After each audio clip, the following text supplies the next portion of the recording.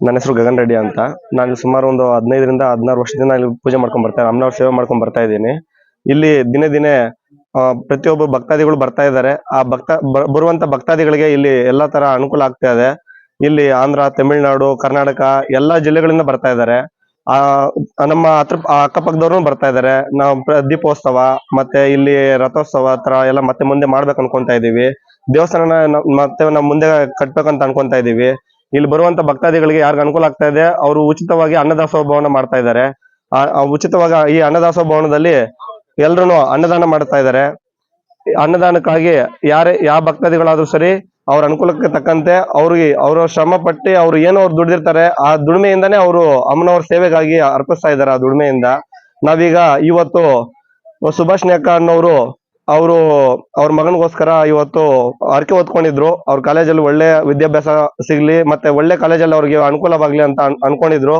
ಆ ಅನುಕೂಲಕ್ಕೆ ತಕ್ಕಂತೆ ಇವತ್ತು ಅವರು ಅಮ್ಮನವ್ರ ಅವ್ರ ಅರ್ಕೆಯನ್ನು ತೀರ್ಸಿದ್ದಾರೆ. ಅದಕ್ಕೆ ಅಮ್ಮನವ್ರಿಗೂ ಅವ್ರ ಅರ್ಕೆ ತೀರ್ಸ್ಬೇಕಂತ ಇವತ್ತು ಪೂಜೆ ಮಾಡಿಸ್ತಾ ಇದ್ದಾರೆ.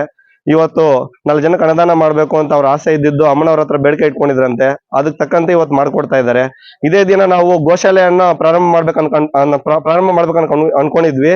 ಆ ಪ್ರಾರಂಭೋತ್ಸವವನ್ನು ಇವತ್ತು ಮಾಡಿದ್ವಿ. ನಾವು ಭೂಮಿ ಪೂಜೆ ಮಾಡಿದೀವಿ ಗೋಶಾಲೆಗೆ. ಗೋ ಹತ್ಯೆ ನಿಷೇಧ ಅಂತ ನಮ್ಮ ಕರ್ನಾಟಕ ರಾಜ್ಯದಲ್ಲಿ ಆಗಿದೆ. ಆ ಗೋ ಹತ್ಯೆ ಮಾಡೋದ್ರಿಂದ ನಾವು ಗೋಮಾತೆನ ಪೂಜೆ ಮಾಡ್ತೀವಿ. ಗೋ ಅಲ್ಲಿ ನಾವು ಮುಕ್ಕೋಟಿ ದೇವತೆಗಳಿದ್ದಾರೆ ಅಂತ ನಾವು ಅನ್ಕೊಂತೀವಿ. ಆ ಮುಕ್ಕೋಟಿ ದೇವತೆಗಳನ್ನ ನಾವು ನಮ್ಮ ಮನೆಯಲ್ಲಿರುವಂತ ಒಂದು ಮಗುನ ಸಾಯಿಸೋದು ಒಂದೇ, ನಾವೊಂದು ಗೋನ ನಾವು ಹಿಂಸೆ ಮಾಡಿ ಸಾಯಿಸೋದು ಒಂದೇ ಎಂಬ ಕಾರಣದಿಂದ ನಾವು ಗೋಶಾಲೆಯನ್ನು ಪ್ರಾರಂಭ ಮಾಡ್ತಾ ಇದೀವಿ. ಅಮ್ಮನವರ ದೇವಸ್ಥಾನವನ್ನ ಮುಂದೆ ತರಲು ನಾವು ಒಂದೊಂದು ಹೆಜ್ಜೆಯನ್ನು ಮುಂದೆ ಕರ್ಕೊಂಡು ಹೋಗೋದಕ್ಕೆ ಯಾವ ತರ ಮಾಡ್ಬೇಕು ಅನ್ನೋದನ್ನ ಅಮ್ಮನವ್ರು ನಮ್ಗೆ ಯಾವ ತರ ನಡೆಯೋಕೆ ದಾರಿ ಯಾವ ತರ ಕೊಡ್ತಾರೆ ಅದ್ರ ತಕ್ಕಂತೆ ನಾವು ನಡೀತಾ ಇದೀವಿ.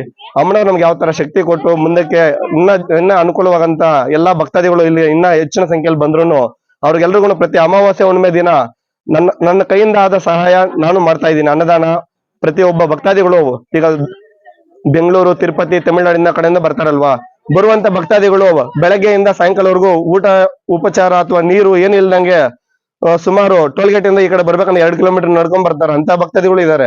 1 ರೂಪಾಯಿಗೂ ಕಷ್ಟ ಇರುವಂತ ಭಕ್ತಾದಿಗಳಿದ್ದಾರೆ. ಅಂತವ್ರು ಬಂದವರು ಅಮ್ಮನ ಹತ್ರ ಯಾರು ಉಪವಾಸದಿಂದ ಹೋಗ್ಬಾರ್ದಂತ ನಾವು ಇವಾಗ ಅನ್ನದಾಸೋಹ ಭವನ ಅಂತ ಪ್ರತಿ ಅಮಾವಾಸ್ಯೆ ಹುಣ್ಣಿಮೆಗೆ ಅನ್ನದಾನ ಮಾಡ್ಬೇಕು ಅನ್ಕೊಂಡಿದೀವಿ. ಮುಂದಿನ ದಿನಗಳಲ್ಲಿ ಇನ್ನ ಹೆಚ್ಚಿನ ಭಕ್ತಾದಿಗಳು ಬಂದ ದಿನವೂ ನಾವು ಯಾವುದೇ ಕಾರಣಕ್ಕೂ ನಿಲ್ಸಲ್ಲ. ಪ್ರತಿ ಅಮಾವಾಸ್ಯೆ ಹುಣ್ಣಿಮೆ ದಿನ ನಡೆಯುತ್ತೆ. ಅಮ್ಮನವರ ದೇವಾಲಯ ಪೂರ್ಣವಾದ ದಿನದಿಂದ ಪ್ರತಿದಿನ ಮಾಡ್ಬೇಕಾದ್ರೂ ಸೇವೆ ನಾವು ಮಾಡ್ಕೊಂಡು ಹೋಗ್ತೀವಿ. ಇಲ್ಲ ಪ್ರತಿ ವಾರದಂತೆ ನಾವು ನಡೆಸ್ಬೇಕಾದ್ರೂ ನಡ್ಸ್ಕೊಂಡು ಹೋಗ್ತೀವಿ. ಇಲ್ಲಿ ಎಂತ ಭಕ್ತಾದಿಗಳು ಬಂದ್ರು, ಎಂತ ಕಷ್ಟದಲ್ಲಿದ್ದವ್ರು ಬಂದ್ರು ಎಲ್ರಿಗೂ ಒಳ್ಳೇದಾಗ್ತಿದೆ. ಮದುವೆ ಆಗಿಲ್ಲ ಅಂದವ್ರು ಮದುವೆ ಆಗ್ತಿದೆ.